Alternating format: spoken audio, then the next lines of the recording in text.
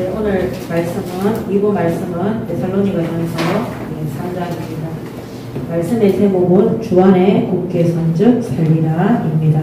오늘 우리 교회가 새로운 시작 속에 새 성도로 인도받았는데, 사나 죽으나 천국 가는 그날까지 그리스도 예수 안에 사는 인생 되시기 바랍니다. 아멘. 예, 오늘 데살로니가 교회에 바울이 3장의 말씀을 통해서 어떻게 사역했으며, 또 특히 이 서신서를 보낸 이유가 이 데살로니가 교회 교인들이 이 예수님의 재림과 종말에 대해서 정확한 개념이 없어서 굉장히 신앙생활이 어려웠어요. 물론 믿음과 또 감사와 또 기쁨으로 신앙생활하는 데살로니가 교인들이었지만 이 종말론과 이 재림론에 대한 것에 대해서 정확하게 모르면은 불안한 상태 속에 살아야 되는 것입니다. 그래서 곧 지금 예수님 오신다, 지금이 종말 시대다, 또 혹은 이런 것들 때문에 우리가 아무렇게 살아도 된다, 한마디로 예수님의 재림과 종말에 대해서 바른 인식이 없으면은 항상 갈등하고 그 다음에 삶에 대해서 회피하는 신앙생활을 할 수 있기 때문에 바울이 예수님의 재림과 종말에 대해서도 성도들이 정확하게 알고 그 종말이 이르기 전까지 교회에서 성도와 또 직분자들이 끝까지 바르게 사명을 감당할 수 있도록 이 서신을 쓴 것입니다. 그러므로 우리가 개인적으로는 우리의 인생이 얼마나 남았는가, 또 나를 계수하는 지혜도 있어야 되는 것입니다. 또 각자에게 주신 직분 속에서 우리가 어떻게 하나님 앞에 응답받아서 인도받아서 미래에 대해서 우리가 준비해야 되는지, 이거는 인본주의하고는 좀 다릅니다. 예를 들면 제가 만약에 법이 안 바뀌어서 올해 60이거든요. 그러면 제가 60세에서 앞으로 몇 년이나 사역할 수 있을 것인가. 저는 일단 한 30년 정도를 잡고 있어요. 왜냐하면 지금 현직에서 목회하시는 분들이 70, 80세인데도 하고 계시는 분들이 계시거든요. 옛날에는 65세 정도 되면 다 은퇴를 하셨어요. 근데 지금은 은퇴하신 이후에 선교사로 가신다든지, 또 다른 사역, 또 개척을 해서 또 교회 사역을 하시다든지 이렇게 하시거든요. 왜냐하면 우리의 건강 상태라든지 생명이 굉장히 많이 연장되어졌어요. 그래서 또 제가 한 30년 정도 잡았다고 해서 우리 교회 젊은 전도사들이 30년 잡으면 안 되는 거예요. 우리 교회의 전도사들은 지금 30대 안쪽에 있는 사람들은 최소한 70년에서 80년 사역할 것을 잡아야 되는 겁니다. 지금 120세 세대인데 앞으로 140, 150 세대가 그런 시대 속에 들어갈 수 있기 때문입니다. 그래서 그런 나를 계수하는 지혜가 있기 위해서는 우리가 예수님의 재림과 종말과 또 우리 개인 종말에 대해서도 정확하게 알고 사역의 방향을 맞추어야 되는 것입니다. 우리가 하나님 앞에 기양 사는 인생이기 때문에 축복받아야 되겠다, 그렇게 살면 안 되는 거예요. 하나님이 우리에게 이 땅에서 지상에 사명과 사역을 주셨는데 그것이 천국의 일인 거예요. 이 천국 확장을 위해서 이 땅에 구원 사역을 위해서 신부를 하는데, 그 사역을 위해서 우리의 삶과 인생과 신앙생활이 영적인 규모와 올바른 규모가 이루어져야 되는 것입니다. 그래서 학생들도 공부할 때 진짜 하나님 나라를 위해서, 하나님의 영광을 위해서 학업에 집중할 수 있어야 됩니다. 진짜 예수 믿고 구원받아서 성령이 역사하는 사람들은 자기의 삶에 최선을 다합니다. 게으르지 않습니다. 예, 부지런하고 그 다음에 노력하고 열심을 다하는 것입니다.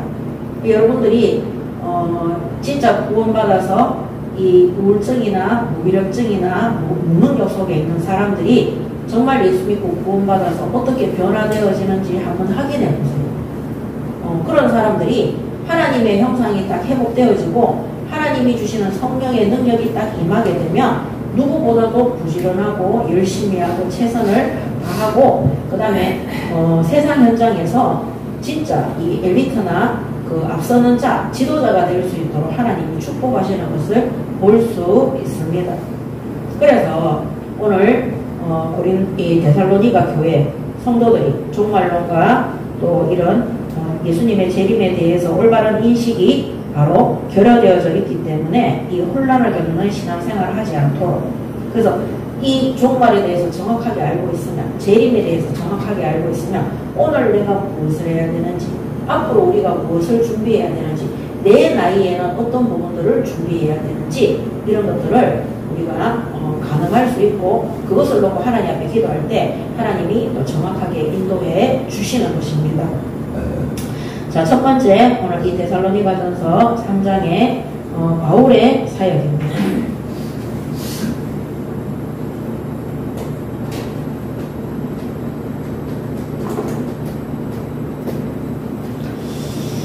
네, 3장 1절에 이러므로 우리가 참다 못하여 우리만 아덴에 머물기를 좋게 생각하고 우리 형제 곧 그리스도의 복음을 전하는 하나님의 일꾼인 디모데를 보내노니 이는 너희를 굳건하게 하고 너희 믿음에 대하여 위로하므로 아무도 이 여러 환난 중에 흔들리지 않게 하려 함이라.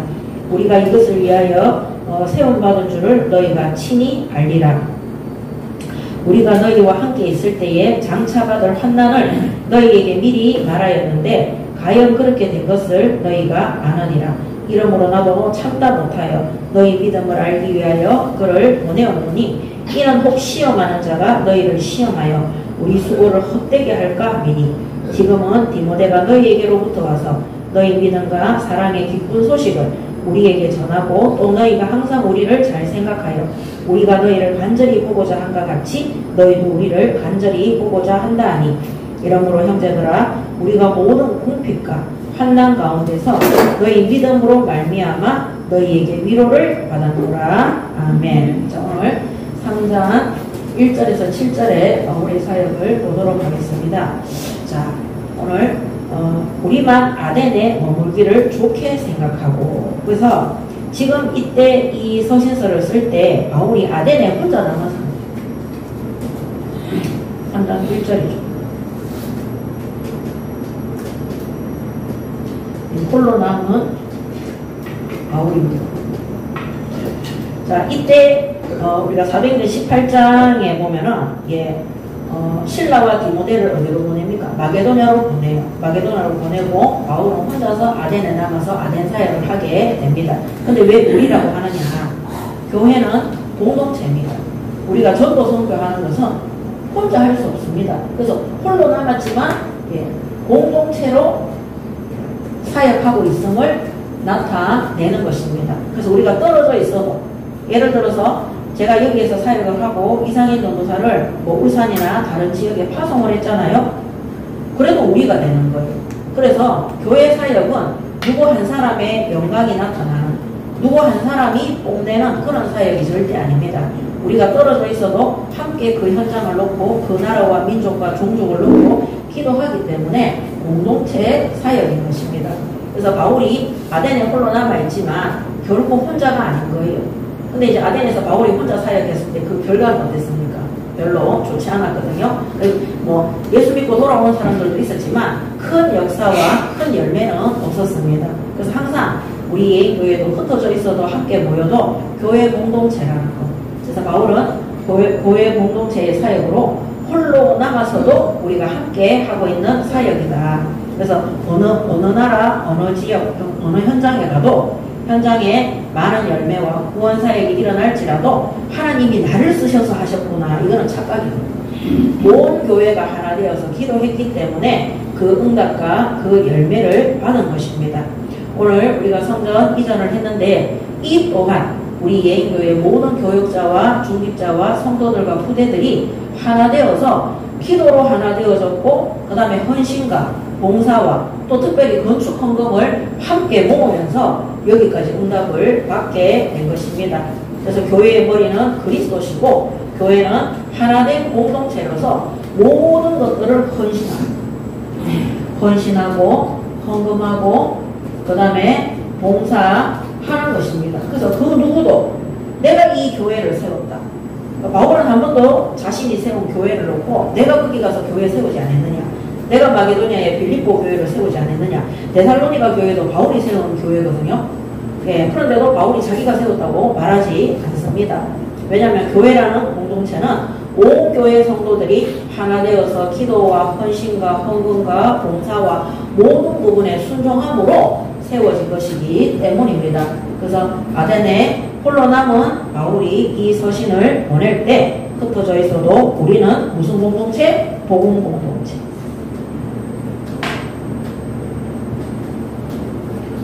그래서 선교지에 파송했는데 거기에서 큰 열매가 맺혀지면 교회가 기뻐하는 이유가 뭡니까?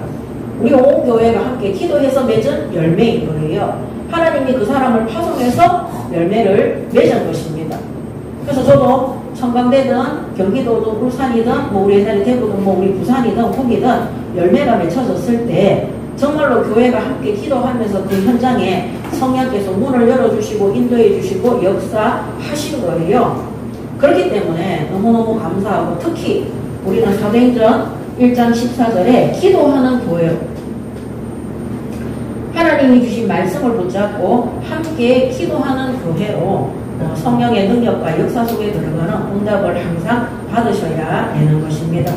자, 그 다음에 두 번째는 그래서 이 바울도 이 교회와 모든 사역자들과 바울 자신과 함께 기도하면서 이런 공동체이기 때문에 복음 공동체이기 때문에 떨어져 있어도 항상 그들을 그리워하고 그 다음에 떨어져 있는 상태에서도 서신서를 써서 사역을 하고 제자를 세우고 심부름을 하는 것입니다.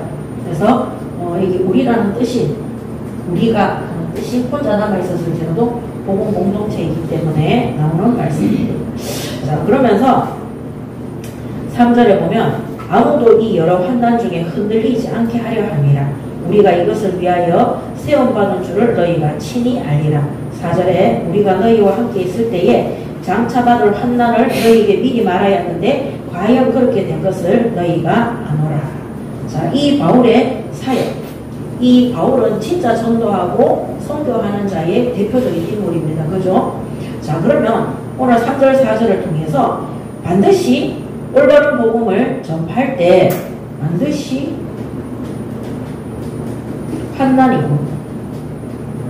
환난과 고난이 주어집니다. 이 이유가 뭡니까? 딱 3절에 우리가 이것을 위하여 세움받은 줄을 너희가 친히 알리라. 그 다음에 환난을 너희에게 미리 말하야 하는데 과연 그렇게 된 것을 너희가 아느니라. 그래서 이 환난은 믿음의 연단입니다. 이 믿음의 연단을 통해서 하나님께서 이 믿음의 연단 과정 속에서 이 교회를 바르게 세워 가시는 것입니다.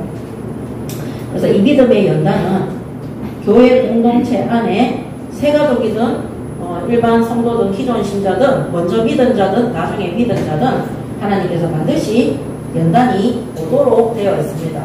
왜 나만 예수 믿는데 어려움이 오느냐? 아닙니다. 일부 예배 때도 말씀드렸지만 우리가 하나님보다 더 사랑하는 그 우상 숭배에서 우리를 연단시키사 하나님의 은혜와 하나님의 사랑과 그 은혜 속에 능력 속에 집중해서 들어가도록 하기 위해서 이런 연단이 반드시 따라오는 것입니다. 3장 3절에서 4절이죠. 그래서 우리만 이런 고난이 오는 것이 아니라 바울팀 모든 지금까지 역사 속에서 세워진 교회들이 다 그런 것입니다. 자, 그래서 빌립보서 1장 29절에 그리스도를 위하여 너희에게 은혜를 주신 것은 다만 그를 믿을 뿐 아니라 또한 그를 위하여 고난도 받게 하려 하심이라. 아멘. 그래서 우리가 예수 믿는데 고난이 따라옵니다. 오직 예수를 믿기 위해서는 그동안 우리가 우상 숭배했던 모든 것들을 버리고 섞이지 않은 복음 전파를 위해서 반드시 고난과 연단이 필요한 것입니다. 또 베드로전서 2장 21절에 이를 위하여 너희가 부르심을 받았으니 그리스도도 너희를 위하여 고난을 받으사 너희에게 본을 끼쳐 그 자치를 따라오게 하려 하셨느니라. 아멘. 그래서 예수님께도 십자가의 고난이 주어진 거예요.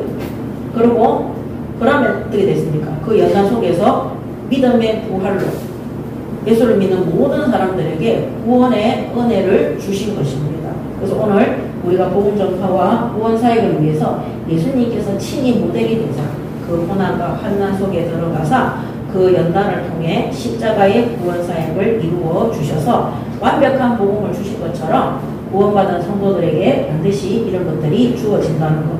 특히 바울은 이런 환난과 이 수도 없는 고난 속에서 이 복음 전파를 위해 하나님 앞에 헌신했습니다. 그래서 바울이 받은 최고의 축복이 뭡니까? 예수님이 십자가의 구원 사역을 이루신 것처럼 흔들리지 않고 땅끝까지 로마까지 순교할 때까지 이 복음을 끝까지 전파한 것입니다. 한 번도 변질된 적이 없습니다. 우리가 이 신앙, 믿음을 지키는 것이 얼마나 어려운 일인지 모릅니다. 그래서 하나님이 바울을 지킬 수 있는 최고의 방법이 뭐냐? 이 연단과 고난인 것입니다. 그래서 우리가 좋은 일이 있을 때, 큰 응답이 올 때 우리가 사실 기뻐할 뿐만 아니라 우리가 그것 때문에 부패되어지고 혹시 변질되거나 그것 때문에 실족해서 하나님과의 관계가 끊어지지 않을까 항상 주의하고 조심해야 되는 것입니다. 응답을 사랑하면은요, 나중에 응답이 안 오잖아요. 그러면 그 오지 않는 응답 때문에 시험 들어서 하나님을 원망해요. 그리고 세상으로 가게 되는 겁니다. 그래서 하나님이 구원 사역을 위해서 천국 복음 전파를 위해서 우리에게 주시는 건강의 응답, 그 다음에 인간관계의 응답, 모든 재물의 응답, 그 다음에 모든 산업의 응답, 뭐 이런 것들이 주어졌을 때 그것이 천국 복음 전파를 위한 하나님이 인도하시는 사역이라는 사실을 알고 하나님께 영광을 돌리시고 거기에 취하지 마시기 바랍니다. 아멘. 거기에 취하면은요, 하나님 사랑이 물질로 옮겨주고 사람들이 막 진짜 사역 잘하시네요, 대단하네요, 막 거기에 취해가지고요, 나중에는 하나님의 말씀도 듣지 않고 예배도 드리지 않고 기도도 하지 않고 자기의 뜻과 생각대로 진짜 하나님 말씀을 가감하는, 자기 유익에 맞게 더하거나 빼거나 이런 상태 속에 들어가게 되는 것입니다. 그래서 우리에게 환난이 왔을 때 우리가 이 믿음의 연단을 통해서 오직 하나님께 바르게 설 수 있고, 또 하나님이 이런 많은 연단을 통해서 하나님의 영광이 나타나도록, 하나님의 뭐가 나타나도록, 능력이 나타나도록, 내 능력은 필요가 없는 거예요. 근데 우리가 연단이 없으면요, 조금만 하나님이 내게 역사하면 그게 내 능력인 줄 알고 설치고 난리가 나는 겁니다. 그래서 바울에게도 믿는 성도들에게도 진짜 이런 일들이 일어난다는 것. 그래서 이게 환난이 오는 게 우리의 사역입니다. 또 복음 공동체로 하나 되어서 헌신하고 헌금하고 봉사하는 게 사역입니다. 자, 그 다음에 3장 5절에 보면, 이러므로 나도 참다 못하여 너희 믿음을 알기 위하여 그를 보내었노니 이는 혹 시험하는 자가 너희를 시험하여 이 수고를 헛되게 할까 함이니. 자, 3장 5절에 보면 시험하는 자가 있다. 쉽게 말하면 이제 유대인이나 그 다음에 이교도, 다른 종교를 믿는 사람들이 이 예수 그리스도의 복음을 전파하는 것을 박해하는 것이죠. 자, 그래서 결국에는 2장 18절에 보면, 데살로니가전서 2장 18절에 보면 뭐라고 되어 있냐면, 그 바로 옆에 장에 있죠. 이게 사탄이 우리를 막는 거라고 되어 있습니다. 그래서 그러므로 나 바울은 한 번, 두 번 너희에게 가고자 하였으나 사탄이 우리를 막았도다. 그래서 이런 유대인과 이교도들이나 사람을 통해서 박해하는 이런 모든 것들이 결국에 누구의 역사냐? 사탄의 역사입니다. 그래서 사탄에게 쓰임받는 자들, 이방인들이 유대인들, 그 교회 안에서 우리를 시험 들게 하거나 이런 모든 사람들은 뭡니까? 결국에는 복음 사역을 회방하는 거예요.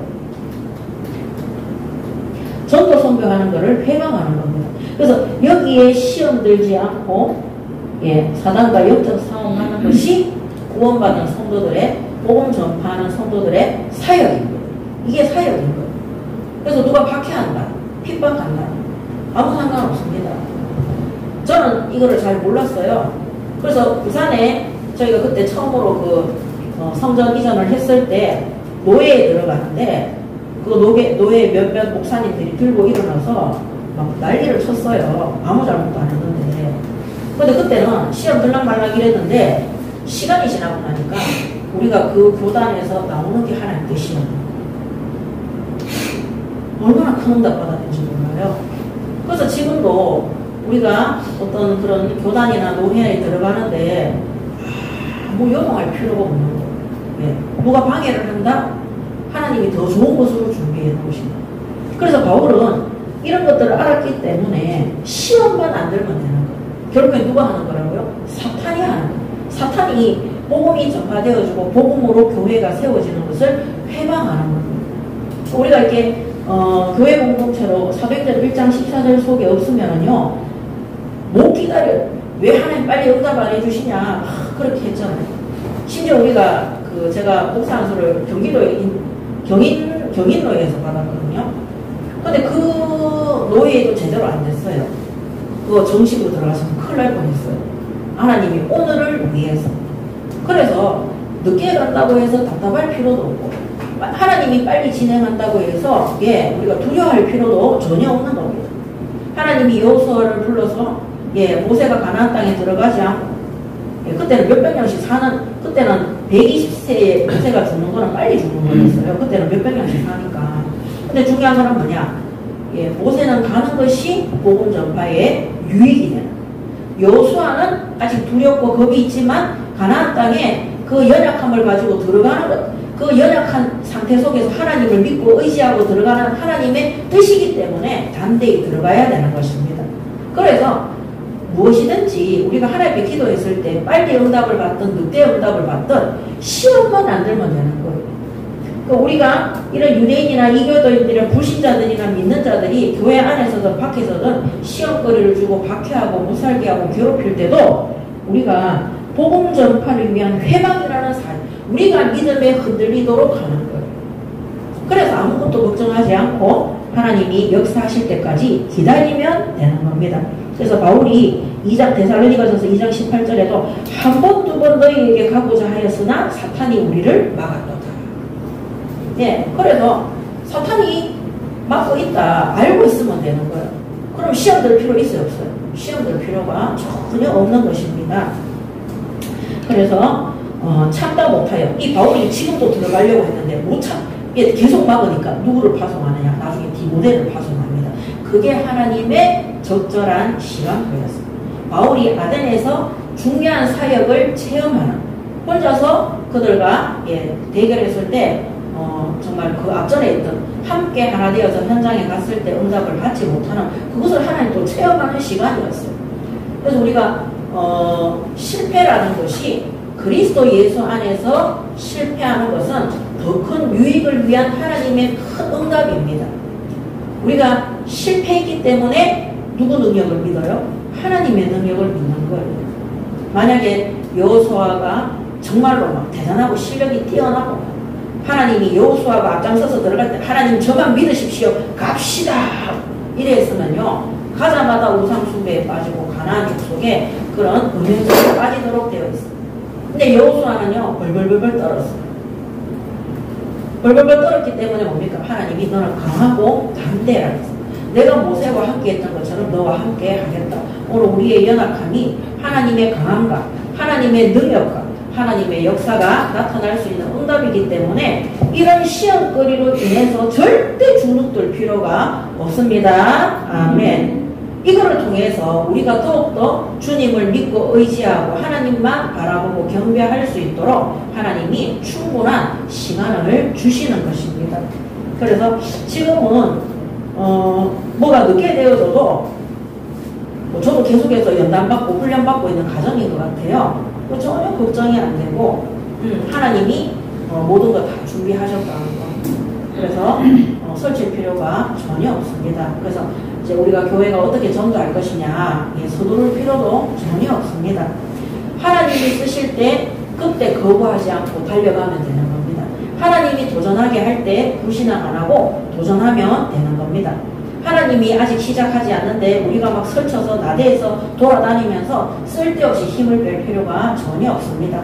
그래서 아까 말씀드린 것처럼 초대교회는 이거였어요. 사도행전 1장 14절 성령 임해야 권능받고 그 다음에 땅끝까지 증인이 될 것이니까 성령의 역사와 인도 속에서 해야 되기 때문에 이들은 10일이 될지 20일이 될지 30일이 될지 몰랐잖아요. 뭐있냐? 오로지 기도에 힘쓴 겁니다. 기도하고 있으니까 성령 임하니까 하나님이 다 준비해놨어요. 15나라에서 오순절을 기념으로 거기 다 와가 있는 거예요. 예, 예루살렘 성전 근처로 다 와. 그때 성령이 각 나라의 방언으로, 예, 통역사 필요 없이 그 120명의 사도와 제자들과, 예, 평신도 사역자들이 한꺼번에 하나님 나라에 이 천국 복음을 전파하는데 그들이 다 듣고 충격받고 예수 믿고, 거기에는 미리 복음 받고 나중에 바울과 선교팀이 현장에 갔을 때 거기에 준비된 중직자, 제자, 사명자들이 미리 이때 응답받고 거기서 준비하고 있었던 거예요. 그래서 하나님이 일을 행하시는 것들은 우리가 기도하고 기다리면 되는 거예요. 우리가 자꾸 하나님 사용해 주시옵소서가 아닙니다. 하나님이 쓰시고자 할 때 그때 불신앙 안 하고 믿음으로 도전하고 순종해서 가는 거예요. 근데 하나님이 쓰시기 전까지 뭐 해야 돼요? 준비가 되어 있어요. 그 준비하는 것이 뭐냐? 최선을 다해서 훈련받고 내게 주신 기능과 달란트와 모든 인격과 성품과 그런 것들을 준비해 놓는 겁니다.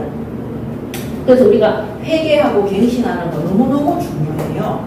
우리가 그 부분이 준비가 안 되어 있으면 하나님이 문 열었는데 우리의 그런 조급함과 우리의 그런 혈기, 우리의 그런 불신앙 때문에 들어가서 거기에서 다 사역을 맡게 되는 것입니다.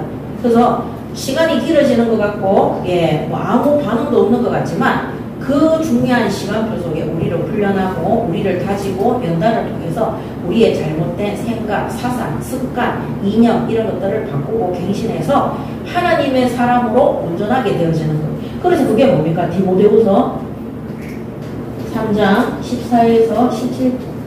그래서 이 성경으로 통해서 교훈과 책망과 바르게 함으로 하나님의 사람으로 온전케 되어서 예수의 이름을 증거하기 위해서.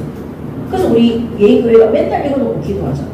그래서 심지어 예인일행 상담센터에도 우리가 이거 놓고 기도해요. 왜? 불신자들이 또 믿는 자들이, 예, 이런 마음의 병이나 이런 육신의 질병이 걸려서 왔을 때 그들이 하나님의 말씀, 성경 안의 복음과 또 그들이 잘못된 습관과 행실로 인해서 찾아와 있는 질병들이 있어요. 그런 것들을 책망받고 바르게 하고, 그래서 나중에는 응답받아서 예수의 이름을 증언해야지 다른 것 때문에 막 병자랑하면서 하나님 자랑하면 안 돼. 그래서 하나님의 사람으로 온전케 되어지면 치유가 되는 겁니다. 또 다른 새로운 병이 와도 상관이 없어요. 왜냐면 하나님 말씀 속에서 교훈과 책망과 바르게 함으로 온전하게 되면 되니까.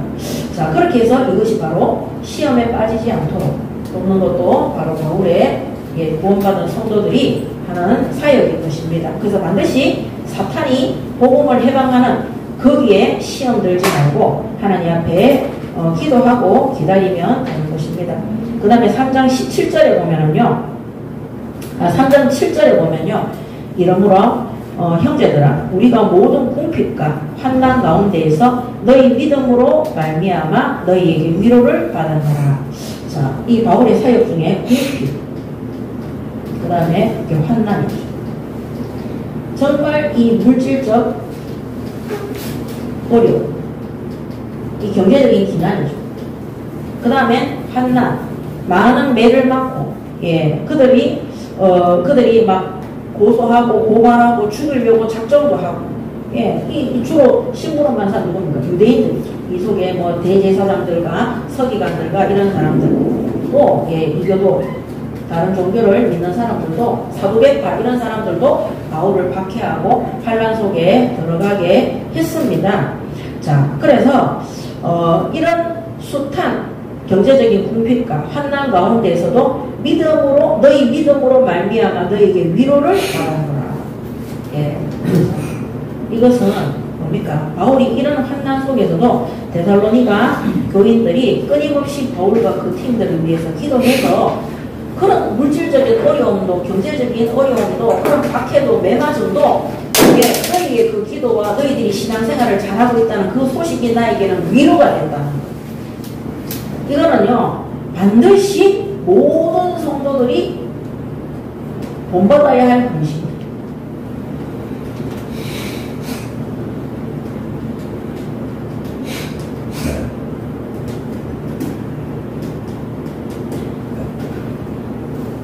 왜 모든 성도들이 본받아야 되냐? 환난과 박해와 경제적인 물질의 어려움 통해서 복음 전파를 했는데 하나님이 나중에 나한테 갚아주시겠지. 이런 생각 가지고 하시면 안 돼요. 바울은 그런 궁핍과 환난을 데살로니가 교회가 온전하게 세워지고 성도들이 바르게 신앙생활하는 거기에 모든 초점을 둔 것입니다.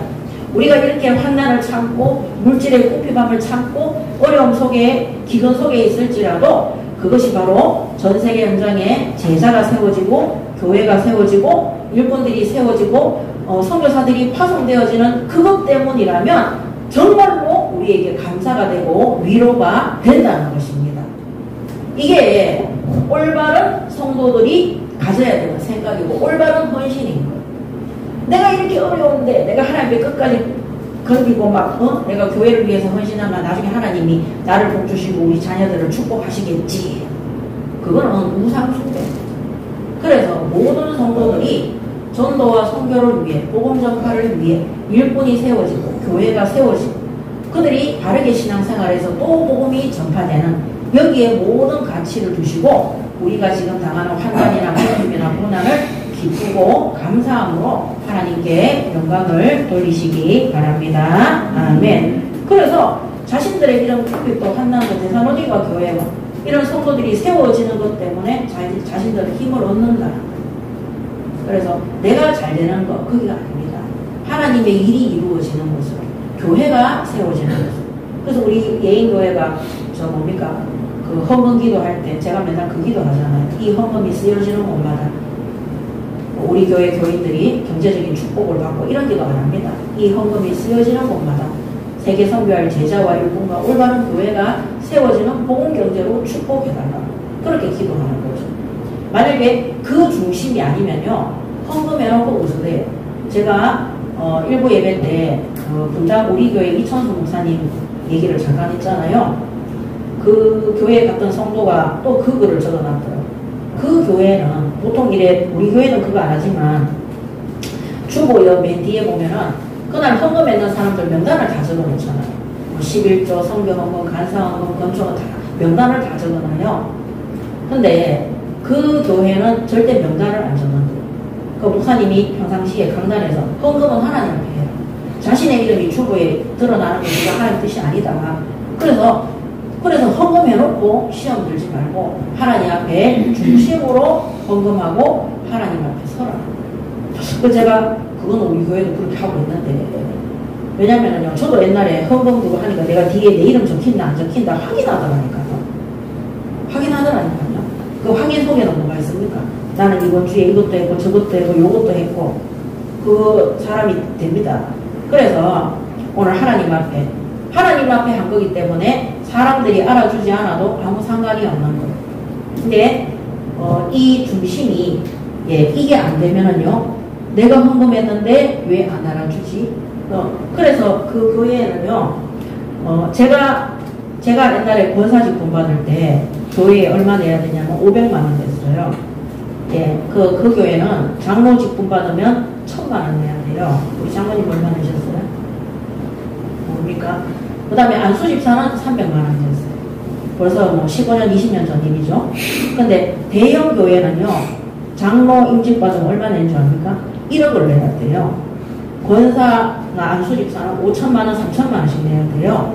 근데 이 분당 우리 교회는 목사님이 임직 받으면 내고 싶은 사람 내는데 만 원도 내도 된다. 이렇게 한대요. 그리고 절대 교회 헌금 많이 하는 중직자를 세우는 법이 없대요. 모른대요. 왜냐면 헌금 기록, 재정에서는 그걸 다 하죠. 근데 목사님한테는 누가 얼마 내고 이런 말을 안 한대요.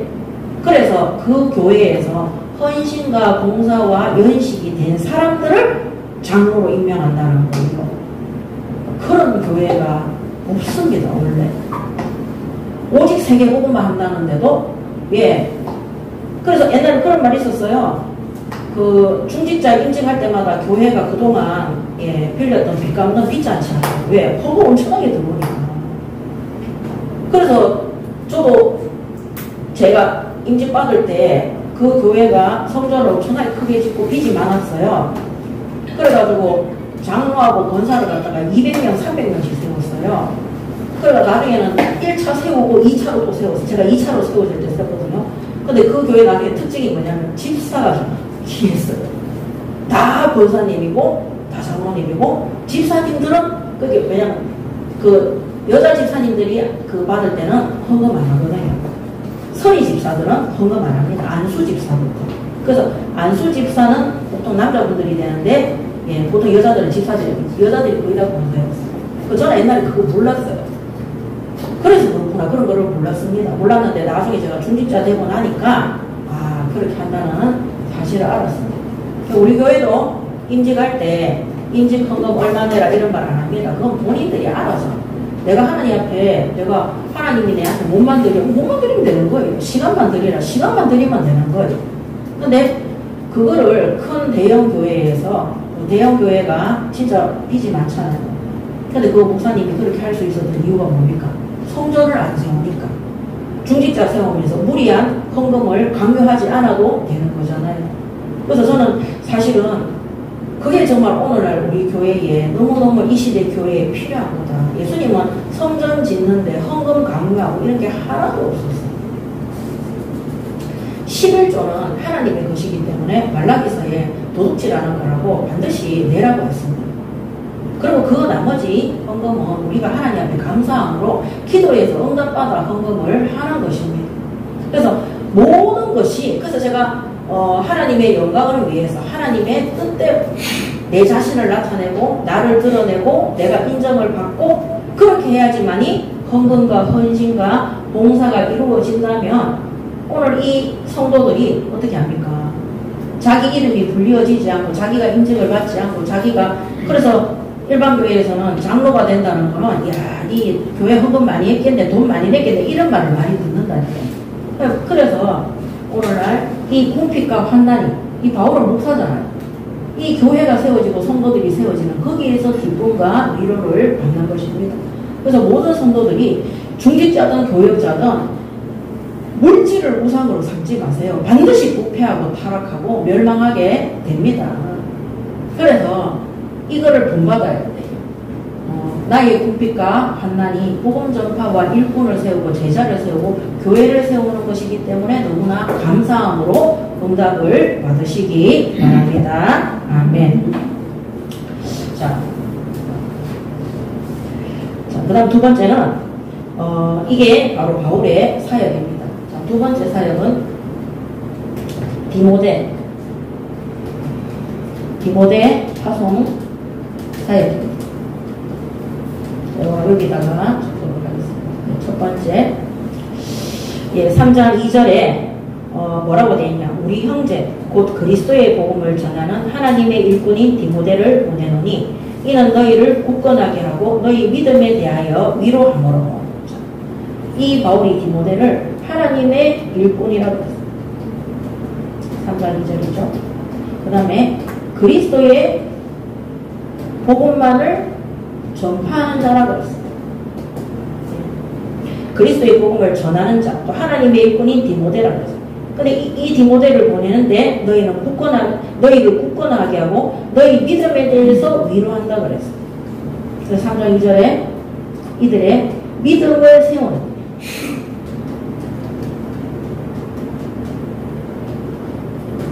파송하는 거죠. 3장 2절.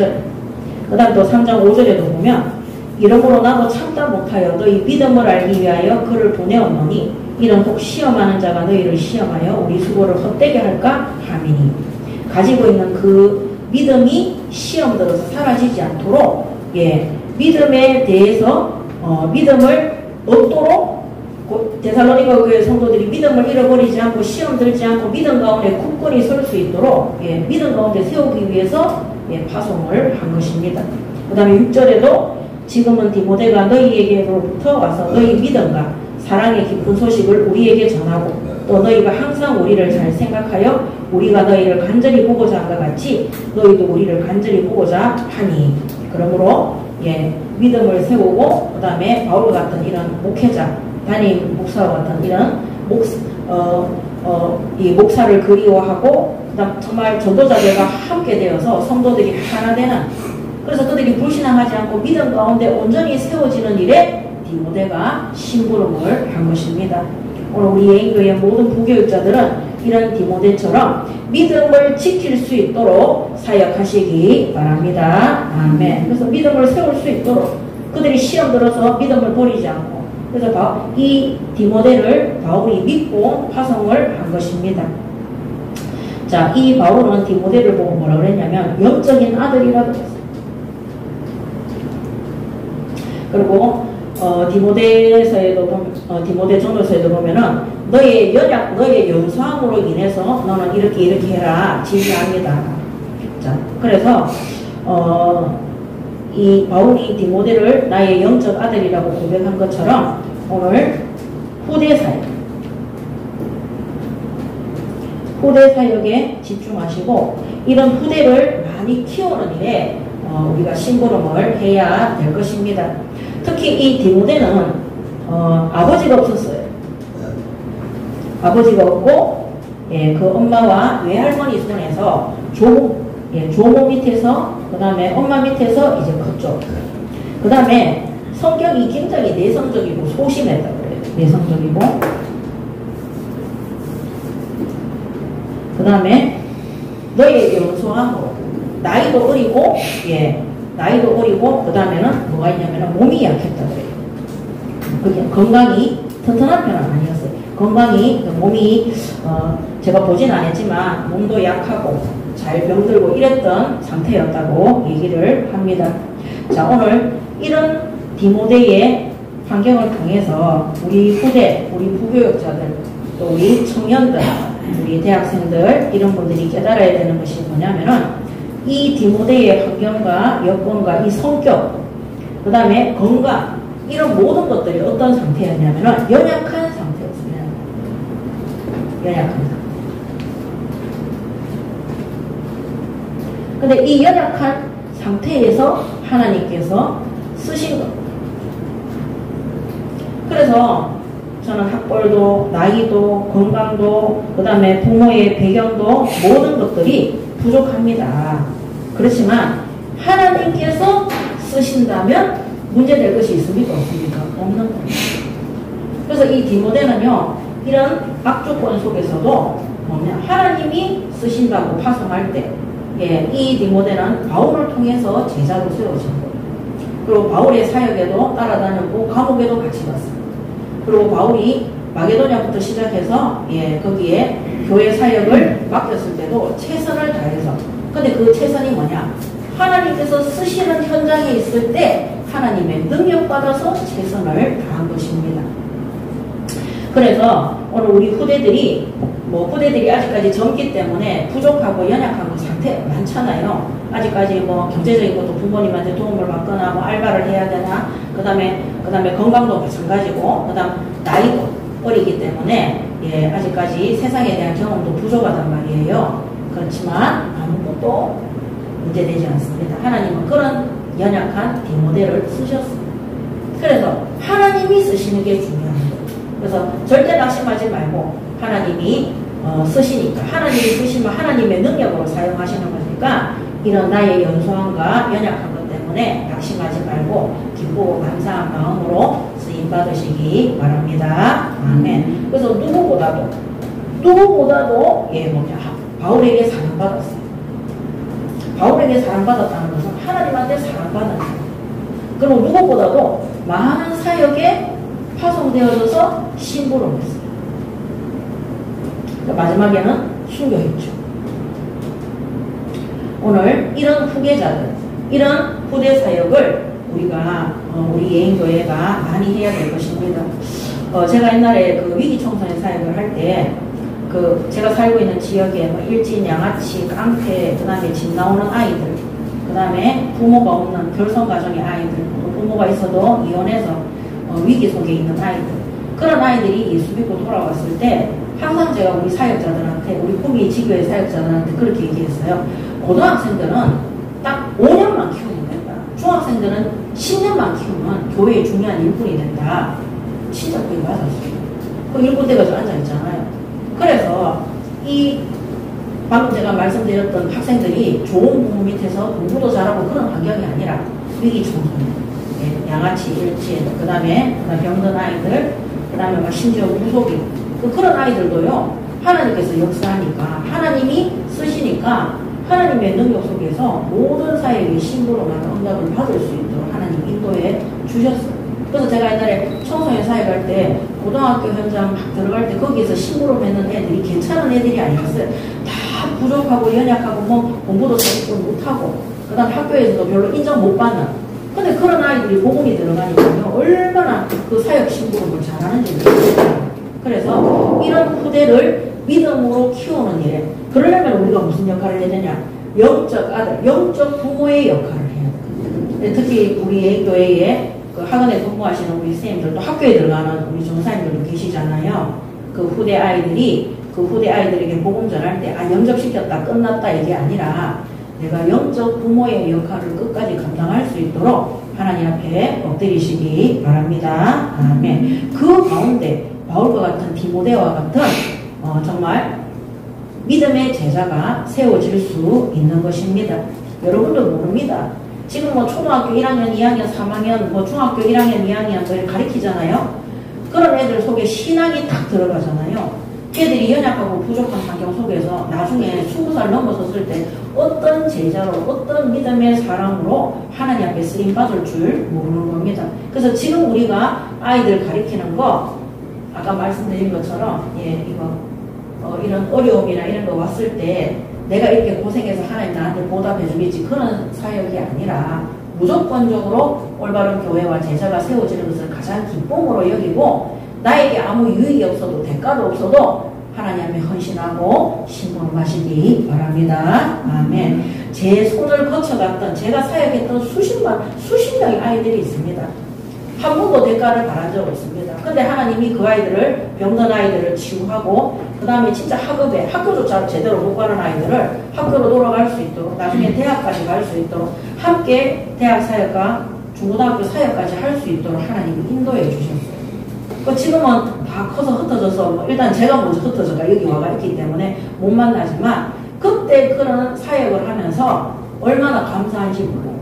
예, 우리가 어떤 한 사람을 만났는데 누구는 죄의 길로 갈 수도 있는데 범죄자의 길로도 갈 수 있는데 낙심의 길로 갈 수도 있는데 정말 어떤 한 선생님을 만나서 복음받아 구원받아서 진짜 하나님의 자녀가 되고 또 하나님 나라에 쓰임받을 수 있도록 심부름하는 제자로 세웠다. 이거는 하나님이 가장 기뻐하시는 것입니다. 거기에 대해서 대가를 바라지 마시고 지금 내게 맡긴 그 현장에 영적 부모와 바울과 같은 심정으로 바울이 끝까지 디모데를 돕고 디모데가 올바른 목회자로 설 수 있도록 심부름한 것처럼 그래서 디모데도요 자기가 순교하는데 자신의 생명을 아끼지 않고 끝까지 연약함 속에서도 심부름을 한 것입니다.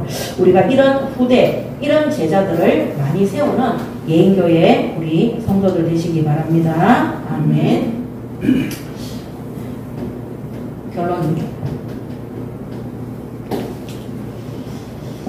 자, 오늘 주 안에서 굳게 선즉 살리라. 오늘 말씀의 제목이 결론입니다.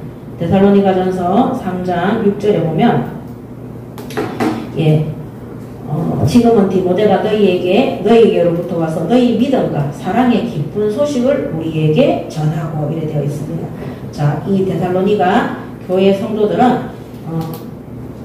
믿음과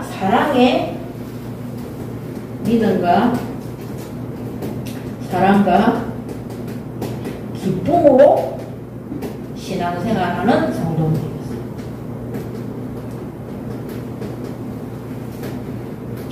자, 주 안에 굳게 서는 교회는 하나님을 믿는 믿음과 예수 그리스도의 사랑과 성령의 능력 속에서 올바른 신앙생활을 하게 되는 것입니다.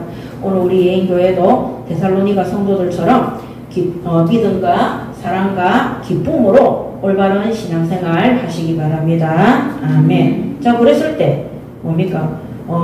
사랑의 기쁜 소식을 우리에게 전하고 또 너희가 항상 우리를 잘 생각하여 우리가 너희를 간절히 보고자 한과 같이 너희도 우리를 간절히 보고자 한다 하니 이들이 정말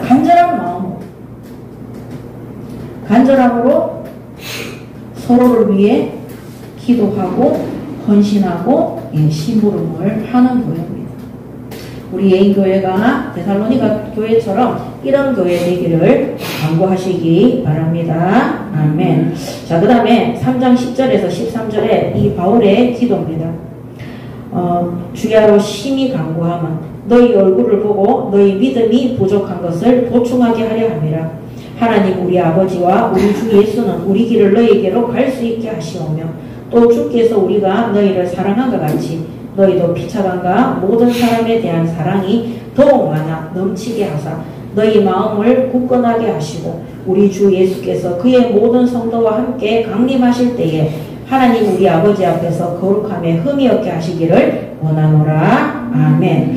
자, 이런 것들을 봤을 때 이 데살로니가 교회는 바울이 밤낮 주야로 간구할 정도로 모범이 되는 교회였어요. 자, 모범되는 교회였지만 그러나 이들에게 약한 부분이 있었는데 아까 말씀드린 것처럼 오늘 예수님의 재림에 대해서 얘기하죠. 예수님의 재림과 종말에 대해서 바울이 이 부족한 것을 보충한다고 했어요. 그래서 이 재림과 종말에 대해서 올바른 인식이 결여되어서 혼란을 겪는 신앙생활 속에 있다. 자, 모범이 되지만 예수님의 재림과 종말에 대해서 정확하게 알았기 때문에 혼란 속에 있다. 자, 이런 부분에 있어서 우리가 하나님 앞에 주 안에 굳게 서려면은요, 아까 처음에 서론에 말씀드린 것처럼 이 재림과 종말에 대해서 분명하게 응답하고 인도를 받으시기 바랍니다. 아멘. 그래서 우리가 성경 읽기 하고 있지 않습니까? 또 주일 예배를 또 주중에 우리 공예배와 주일 예배와 새벽 예배를 통해서 하나님께서 우리에게 주신 사명 속에서 우리 개인 종말과 진짜 예수님이 재림주로 오시는 그런 역사적인 이 성경적인 종말 속에서 지금 우리가 재림을 위해서 종말을 위해서 무엇을 준비해야 되는가, 그거를 분명하게 아셔야 되는 겁니다. 이게 안 되면 혼란스럽다는 것이 뭐냐, 대충 아무렇게나 대강 타협하면서 살아가. 이런 부분에 있어서 반드시 점검해야 된다. 그 다음에 세 번째 정말 중요한 것입니다. 3장 12절에 또 주께서 우리가 너희를 사랑한 것 같이 너희도 피차간과 모든 사람에 대한 사랑이 더욱 많아 넘치게 하사. 자, 교회에 중요한 것이 사랑이에요. 첫 번째는 주님의 사랑. 이게 넘쳐야 되고요. 내가 하나님 사랑하는 것이 넘쳐야 됩니다. 신명기 6장 5절. 그 다음에는 교회 안에서 형제 간의 사랑. 성도들이 있어요. 성도들 간의 사랑입니다. 그 다음에 불신현장. 이방인들에 대한 사랑이 넘쳐야 돼요. 그래서 이 사랑이라는 것은 이 불신현장에 대한 사랑, 교회 성도들에 대한 사랑, 이런 것들에는 우리만 아는, 나만 아는, 한마디로 인색하면 안 돼요. 이 사랑에는요, 인색하면 안 됩니다.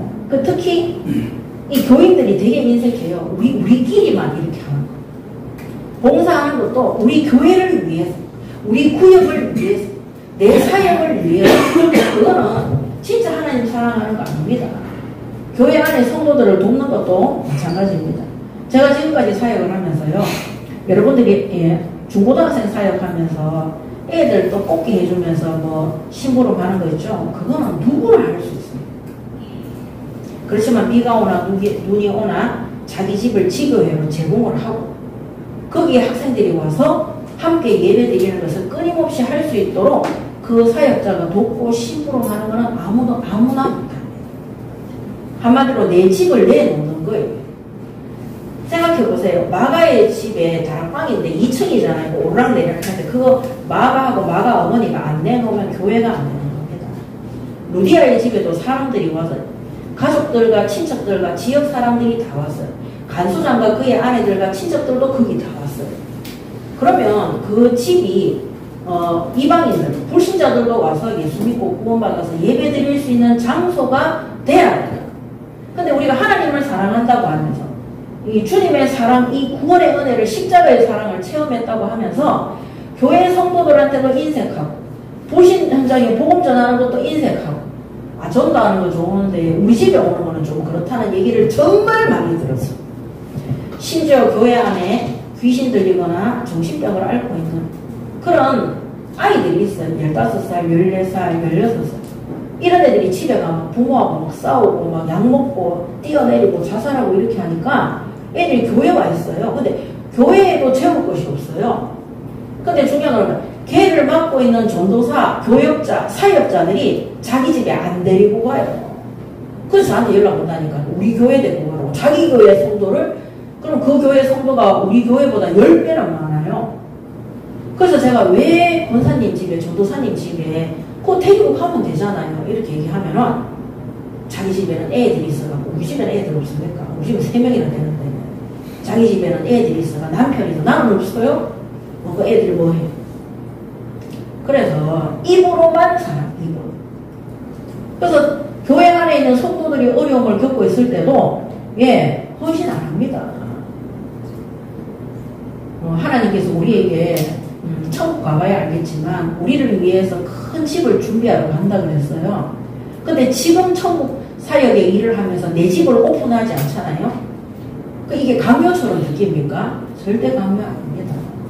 오늘 우리가 아버지의 집에 간다는 것은요, 우리가 믿지 않는 불신자들이 예수 믿고 우리 집에 와서 편안하게 예배 드릴 수 있어야 되고 상담하러 올 수 있어야 되는 거예요. 인색해. 우리 가족들, 우리 먹을 거, 우리 막 돈이 나가는 하나님이요 흔들어서 부어주세요. 저는 솔직히 교회 개척하기 전에요 아파트 보통 40평, 50평에서 살았어요.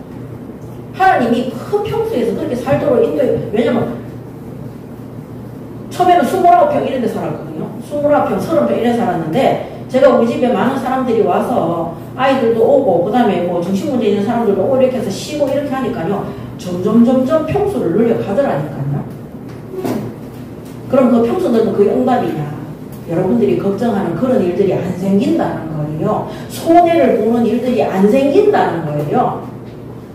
저는 솔직히 말해서 우리 가정의 자녀들이 3남매가 진짜 제가 우리 집에 사람들이 와서 예배드리고 기도하고 자고 가기도 하고 이런 것들을 우리 큰아들 초등학교 3학년 때부터 그때부터 시작을 했어요. 저는 우리 막내딸이 저렇게 하나님 앞에 믿음으로 헌신하잖아요. 지금 살고 있는 그 집에도 아이들에게 복음 전하는 집으로 헌신하잖아요. 저는 애를 잘 키워라 못 키워라 금쪽에 나갈 필요가 없어요. 내가 하나님 앞에 진정으로 형제 사랑하고 이방인 사랑하잖아요. 하나님이 우리 가정의 자녀들을 복되게 하시고 축복하시고. 그래서 우리 집에는요 하루에 예배를 12번 더 넘게 드렸어요. 맨날 예배 드리고 구원받 나중에는요 제자 일어나니까요 그 제자들이 또 사람들 계속 데리고 오는 거예요. 여러분 하나님이 우리 후대를 축복하시는데 우리가 진짜 하나님 사랑하면 형제와 성도와 이웃과 불신 현장에 있는 사람들에게 긍휼히 여기고 그들을 위해서 하나님이 내주신 것을 헌신할 수 있어야 되는 거예요. 딱 우리끼리만 살고 그 다음 어렵고 힘든 일은 딱 다른 사람 눈치 딱 보고 저 사람은 저런데 보니까 자기 거 안 해키더라 이러면서 딱 그런데 부탁하고 그 얍삽하게 그렇게 하면 안 되는 거예요. 자 그래서 진짜 이 성도 간의 사랑과 모든 불신 현장을 사랑하는 이런 부분에는 인색하면 안 됩니다. 하나님은 우리에게 모든 것을 다 주셨어요. 심지어 천국의 보화도 주시고 천국 우리가 갈 때 그 집까지 모든 것을 다 준비해놨거든요. 근데 우리는 내 거 하나도 내기가 싫은 거예요. 우리 집에 찬양과 예배와 기도가 끊이지 않는 미션홈이 될 수 있도록 기도하시기 바랍니다. 아멘. 자, 그래서 마태복음 5장 16절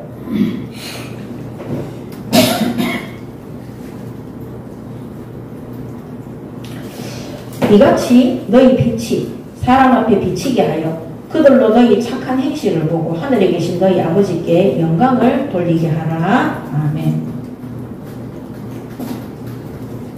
이거 사람들이 다 합니다. 그래서 제가 얘기했잖아요. 사람들이 뭔 일만 있으면 저한테 찾아와서 자꾸 데리고 가라. 자, 그 다음에 마태복음 5장 46절에서 48절. 43절에서 48절. 또 내 이웃을 사랑하고 내 원수를 미워하라 하였다는 것을 너희가 들었으나 나는 너희에게 이르노니 너희 원수를 사랑하며 너희를 박해하는 자를 위하여 기도하라. 이같이 한즉 하늘에 계신 너희 아버지의 아들이 되리니 이는 하나님이 그 해를 악인과 선인에게 비주시며 비를 어려운 자와 불의한 자에게 내려주심이라. 너희가 너희를 사랑하는 자를 사랑하면 무슨 상이 있으리요? 세리도 이같이 하느니라. 또 너희가 너희 형제에게만 무난하면 남보다 더하는 것이 무엇이냐? 이방인들도 이같이 하느니라. 그러므로 하늘에 계신 너희 아버지의 온전하신가 같이 너희도 온전하라. 아멘. 우리 가족에게만, 우리 식구에게만, 내하고 친한 사람한테만 긍휼을 베푸지 마시고 다른 사람들한테 인색하지 마시고 이방인들에게 은혜를 베푸시고 사랑을 베푸시기 바랍니다. 아멘. 디모데전서 6장 18절에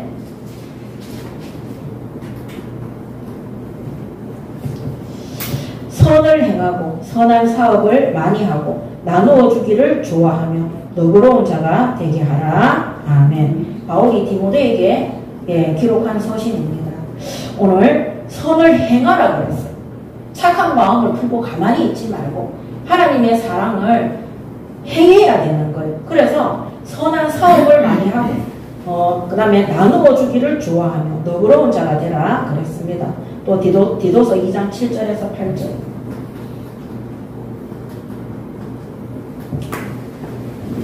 범사에 내 자신이 선한 일에 본을 보이며 교훈에 부패하지 아니한가 단정한가 책망할 것이 없는 바른 말을 하게 하라. 이는 대적하는 자로 하여금 부끄러워 우리를 악하다 할 것이 없게 하려 함이라. 자, 선한 일에 본을 보이라 그랬어요. 우리가 하나님이 주신 말씀에 실제 행하는 믿음이 있어야 되고 그리고 실제 불신앙하면 안 되는 거예요. 그 입을 열었을 때 사람들을 시험 들게 하고 낙심하게 만들고 교회가 분열하도록 만드는 불신 속에 들어가면 안 되는 것입니다. 그 다음에 히브리서 10장 24에서 25절에 서로를 돌아보아 사랑과 선행을 격려하며 모이기를 피하는 어떤 사람들의 습관과 같이 하지 말고 오직 그나여 그날이 가까움을 볼수록 더욱 그리하자. 서로를 돌아보라고 그랬어요. 그리고 사랑과 선행을 격려하라고 그랬어요. 우리가 옳은 일을 하는데 헌신을 하는데 봉사를 하는데 그거 더 잘할 수 있도록 격려해야 돼요. 너무 예수 믿는 거 빠지지 마라. 봉사도 적당하게 해야지. 선을 지켜야 돼. 절대 그렇지 않습니다. 그렇다면 하나님도 우리에게 선을 지키시면 하나님 뜻에 맞는 자는 구원하시고 안 맞는 자는 버리셔야 되는 거죠. 예수님도 그러면 적당하게 십자가에 매달리는 척하고 함께 구원을 이루자 해서 다 같이 지옥 갔다가 올라와야죠. 근데 하나님의 이 구원의 사랑은 온전한 것인 거예요. 그래서 교회는 정말 온전한 헌신과 사랑이 정말 필요합니다. 자, 그 다음에 이 모이기를 피하는 어떤 사람들의 습관, 왜 모이기를 피합니까? 서로 돌아보고 사랑과 격려하려고 하니까 모이기 싫은 거예요. 왜냐면은 내 것을 헌신해야 되기 때문에. 자, 근데 서로 모이면은 10만원씩 준다, 100만원씩 준다, 모여요. 기똥차, 내한테 유익이 되면 모이는 거예요. 우리 집 오픈하는데 한 달에 1,000만원 준다. 아이고, 엄마. 어서 오시옵소서. 이렇게 하겠죠. 그러니까 하나님이 우리에게 주신 이 복음의 가치가 없는 거예요. 저는 우리 예인교회 성도들이 진정 하나님 앞에 감사하고 하나님이 내게 주신 모든 것들이 복음과 구원 사역을 위해 하나님 나라 일에 드려지는 행함이 따르는 성도들이 되었으면 좋겠습니다. 자, 야고보서 2장 17절에도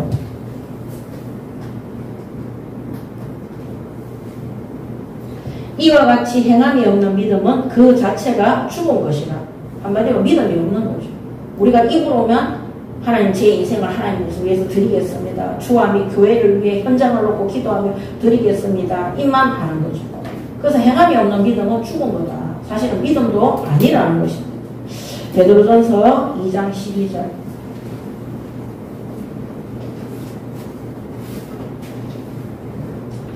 너희가 이방인 중에서 행실을 선하게 가져 너희를 악행한다고 비방하는 자들로 하여금 너는 선한 일을 보고 오시는 날에 하나님께 영광을 돌리게 하려 함이라. 아멘. 우리의 선한 행실이, 제가 바나나 사건 얘기하는 게 해드릴까요? 우리 교회 대학생 한 명이요. 대학생 한 명밖에 없구나. 대학생 한 명이요. 학교 그 편의점에 갔는데 어떤 청년이 알바를 하고 있더래요. 근데 딱 보는데 그 학교와 지역과 교수들과 학생들을 보고 기도하잖아요. 그 학교 지역 현장이잖아요. 편의점에 딱 갔는데 청년이 알바하고 있는데 갑자기 마음이 너무 아프더래요. 집에 있는 언니가 생각나더래요. 그리고 내가 예수 믿는 사람인데 저 사람 좀 도와야 되겠다는 생각이 들더래요. 그래서 자기 물건 사면서 바나나 우유를 한 개 사가지고 그 편의점 직원한테 오늘, 근데 얼굴이 너무 피곤해 보이더래요. 저는 그게 하나님 사랑인 것 같아요. 그러니까 그거를 그냥 안 보는 거예요. 그래서 바나나 우유를 하나 딱 사줬대요. 오늘 너무 힘들어 보이시는데 이거 드시고 힘내시라고. 그 사람이 너무 좋아하더래요. 그렇게 하고 헤어졌대요. 헤어졌는데 자기 학교에 기도하는 기도팀 중에 이번에 자기가 전도할 대상이 있는데 데리고 오겠다 했대요. 그 다음 주인지는 모르겠는데, 그러니까 식사 초대해서 같이 데리고 가서 딱 만났는데 그 편의점 그 청년인 거예요. 그래서 그날 그 편의점 청년이 너무 놀라면서 자기가 그날 정말 힘들었어. 너무너무 힘들었는데 이 뭡니까 우리 교회 대학생이 와가지고 바나나 우유를 사주면서 너무 힘들어 보인다고 이거 먹고 힘내라고 이래 하는데 너무 위로가 되고, 그날 즉시로 뭡니까 그 바나나 우유 때문에 있잖아요. 얘가 전하는 복음을 듣고 예수님을 구주로 믿고 이런 점에서 너무 감사하고 다음에 또 만나고 싶다. 여러분 그런 진짜 전도 선교에 이렇게 우리가 물론 바나나 우유 얼마 안 하고 이게 중요한 게 아닌 거예요. 불신 현장을 돌아보는 마음과 그 믿음이 하나님이 그거를 전도로까지 연결을 시키는 거예요. 그 사람도 놀래고 이 대학생 얘도 놀래고 하나님이 이렇게 준비하시는구나. 그래서 오늘 이방인 중에서 행실을 선하게 가져 너희를 악행한다고 비방하는 자들로 하여금 너희 선한 일을 보고 오시는 날에 하나님께 영광을 돌리게 하라. 저는 사실 그날 포럼만 너무 은혜 받았어요. 그래, 그 작은 선행이 하나님 이렇게 돌아서 알고 보니까 그동안 기도했던 전도 대상자인 거예요. 그 사람이 이 선한 행실을 보고 복음 대충 듣고 바로 예수 영접하고 다음에 또 만나서 이 얘기 듣고 싶다는 거예요. 오늘 우리가 하는 이 선한 행실, 계산하지 않는 것. 정말 내가 이렇게 하면 저 사람이 복음 듣겠지. 그런 계산이 있었어요? 전혀 없었어요. 거기에 하나님이 전도의 문을 그냥 자연스럽게 열어주신 거예요. 오늘, 예수 믿는 거는, 바보가 되는 게 아니라 진짜 선한 행실로 그 현장에 빛과 소금의 역할을 감당하는 것입니다. 저는 이런 대학생 청년들이 우리 교회에서 일어나면 하나님께서 정말 기뻐하시고 이 현장에 이런 일에 심부름을 많은 제자, 이 디모데와 같은 제자들을 세워주실 줄 믿습니다. 아멘. 사실 그 대학생 때문에 그 학교에 믿는 자들이 그 얘기도 하더라니까요. 야, 무슨 기도해? 나 사실 우리 그 애니메이션가에 있는 그 260명 명단놓고 온 교회가 기도해요. 그러냐? 이러더니 일주일 뒤인가 한 달 뒤인가 오더니 그 얘기 듣고 이 명단 들고 가가지고 자기 교회 그 대학원과 청년부 목사님하고 그 학생들하고 다 기도하고 있다. 그거 아무것도 아닌 것 같죠? 아닙니다. 우리의 선한 행실이 믿는 자든 믿지 않는 자든 본이 되는 거예요. 입으로만 떠드는 거 하지 말고 진짜 우리가 하나님 앞에 선한 행실로 불신 현장에 빛이 될 수 있도록. 그래서 이거 보면 너희 선한 일로 보고 오시는 날에 하나님께 영광을 돌리게 하라. 아멘. 이게 하나님께 영광 돌리는 일입니다. 마지막으로 요한일서 3장 18절. 요한일서 3장 18절에 자녀들아 우리가 말과 혀로만 자랑하지 말고 행함과 진실함으로 하자. 아멘. 그래서 반드시 행함이 있는, 그래서 앞으로 우리 예인교회가 이 사랑과 행함이 있는 그런 교회가 될 수 있도록 입으로만 아버지여 주여 믿습니다. 아멘 할렐루야 헌신하겠습니다가 아니라 진실로 행함이 따르는. 그래서 불신자들이 우리의 선행과 행함을 보고 우리가 예수 믿고 착한 거는 불신자들이 말하는 거 줏대 없이 따라가는 거 그거 아닙니다. 믿는 자로서의 선한 행실로 그들에게 본이 되어서 우리가 믿지 않는 자들이 예수 믿는 거는 저런 거구나. 하나님의 사랑은 저런 것이구나. 하나님의 은혜가 예수님의 십자가의 죽으심과 그 부활하심의 헌신과 희생이 바로 이거구나. 아니 내가 1원도 안 내놓고 내 집도 하나도 오픈 안 하고 내만 그렇게 하나님의 복 받으려고 아닙니다. 불신자들은요. 그래서 기독교인들 보고 이기적이라고 하고 인색하다고 하고 나쁘다고 얘기하는 거예요. 복음 누림이 뭔지 아십니까? 진정으로 헌신하고 희생하고 수고하고 봉사하는 것이 복음 누림입니다. 그래서 오늘 우리 예인교회가 이런 수고와 헌신 속에 주 안에 굳게 선주 살리라 한 이 말씀 그대로 응답받는 모든 성도들 되시기 바랍니다. 아멘. 기도하겠습니다. 하나님 은혜를 감사합니다. 악한 시대에 우리를 구원하시고 오늘도 하나님의 자녀로 또 예수 그리스도의 제자로 또 교회로 세워주심을 감사합니다. 오늘도 악한 시대에 병들어 있는 이 불신앙자가 또 병든 상태로 교회에 와서 성도된 그 교회 안의 형제들과 성도들에게 올바른 믿음으로 올바른 그리스도의 사랑으로 헌신하고 수고함으로 하나님이 기뻐하시는 하나님께 영광을 돌리는 열매 맺는 예인교회 성도들 될 수 있도록 축복하시고 역사하여 주시옵소서. 감사드리며 우리 주 예수 그리스도 이름으로 기도드립니다. 아멘.